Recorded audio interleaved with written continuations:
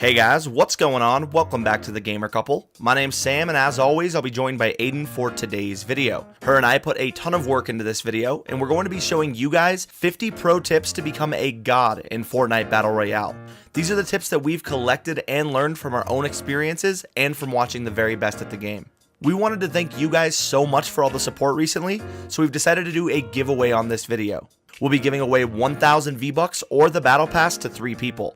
All you have to do to enter is subscribe to the channel, turn on notifications, and leave a comment down below saying what your favorite tip from the video was. Anyway, without further ado, let's go ahead and jump right on into it.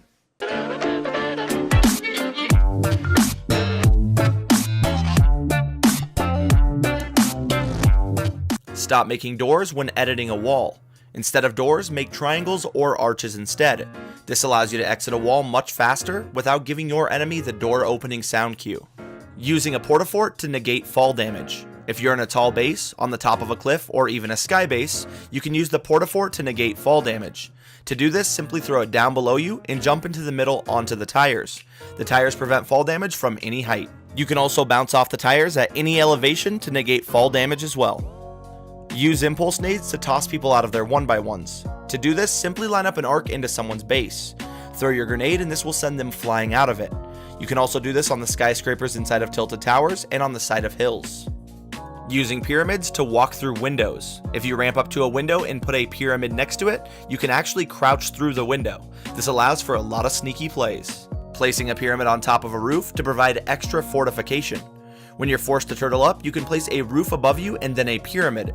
This gives you a ridiculous amount of cover that can't be broken through. This can buy you just enough time to pop a couple minis and win the fight. Replacing the ceiling on someone who turtles up. When an enemy turtles up, break their ceiling and replace it with your own. This makes it so you can edit quickly and freely for an easy kill. Using the silenced pistol for various uses. You can check for enemy players in bushes, shoot down obstacles, or chip away at players' health or shields without ever revealing your position. It deals a surprising amount of damage as well, has minimal bloom, and is all around a very underrated weapon. Creating your own roof to put spike traps on. Place a roof and then a spike trap inside of buildings with vaulted ceilings. Other players will run inside not expecting a trap, making for easy kills. Use pyramids to build across Loot Lake. A lot of people just build floors across Loot Lake, and this leaves them extremely vulnerable to being shot at. But if you use pyramids, you can run across with half your body being covered at all times. Using the portafort aggressively. You can use the portafort to easily take high ground from someone, and you can actually stack multiple portaforts on top of one another to take the high ground from someone even if they're on a hill or building. Use guns that obtain first bullet accuracy fast to chip away at enemy players' shields. Some guns like the pistol and revolver obtain first bullet accuracy way faster than other guns like the AR. This is useful for chipping away at shields from long distances and for dealing high burst damage before a fight even starts. Using items that you can't fit into your inventory. If you come across a slurp juice, boogie bomb, portaforts, or impulse grenades when your inventory's full, just use them. You can drink a slurp even if you have 100 health and shields, and tossing boogies, ports, and impulse grenades will ensure that they don't get used on you later on. Use limited time game modes to practice building. Limited time game modes almost always drop more than the usual amount of materials. Using modes like Blitz will make you a way better player and builder inside of Fortnite. Use impulse nades to blast yourself or teammates out of the storm. Impulse nades can make you travel twice as fast, and remember to use these on yourself or teammates when trying to outrun the storm. You can also use these on down players to move them quickly to a different place. Utilize the ramp and roof build. This is where you build a ramp out of somewhere and put a ramp above you as well.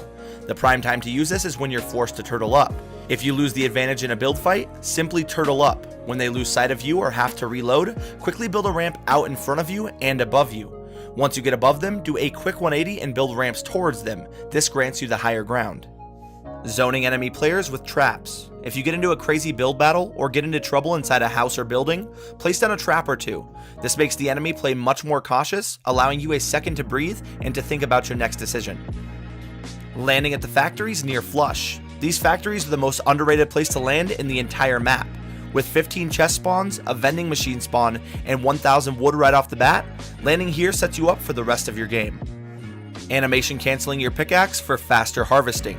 Now this one's really hard to get used to, but if you hit something with your axe, switch to something else and quickly switch back, you can actually harvest at double speed. This tip takes a ton of practice, but this is what the undiscovered pros are using in their games. Top 50 professional player Wallhack Jack actually taught us this technique. If you guys want to check out his stream, he's an insane player who discovers new things in the game every single day.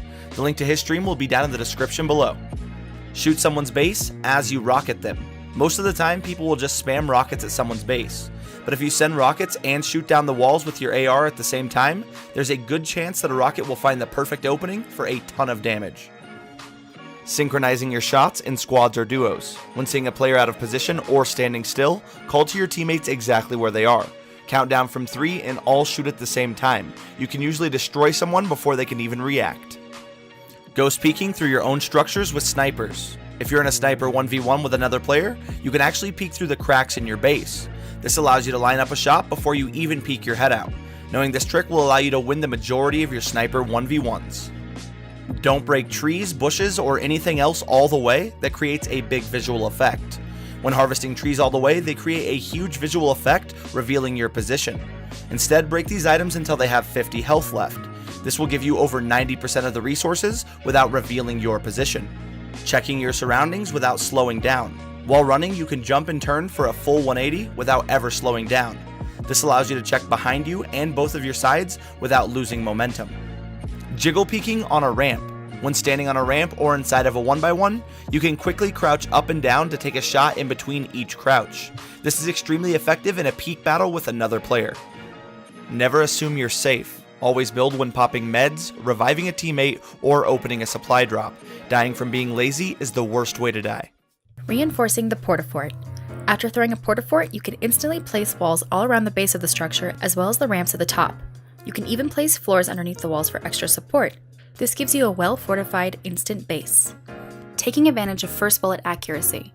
With first bullet accuracy, hand cannons and revolvers are much more viable and can deal 30 to 165 damage per shot. Easy trick for Battle Pass challenges. Challenges like get a crossbow kill or get a trap kill are on the harder side to complete, but if you play squads and down someone and then finish them with a challenge weapon, it will count towards your challenges. This is a simple trick for easy Battle Pass tiers. Double ramp and double wall pushing. Everyone is starting to learn how to push with the ramp and wall technique, but you can actually take it a step further with the double ramp and double wall push. Start with 2 ramps right to left, then 2 walls left to right in a circular motion. Once you practice this enough, it's very simple to pull off and is next to impossible to quickly shoot down. Using the scoped AR to chip shields. The scoped AR has 100% accuracy and is insanely good for chipping shields on enemy players. If you use this in squads or duos, you can get a few shots off on everyone before ever starting the fight, giving you the advantage. Applying pressure after knocking an enemy in duos or squads. When you knock someone, have one person continuously apply pressure while the rest of the team pushes up. This denies the enemy team the res on their teammate and makes them super frazzled, giving your squad the advantage when they take the fight. Using squad no-fill to complete Battle Pass challenges. If you have a challenge like search chests at Flush Factory, you want to go into solo squads instead of solo.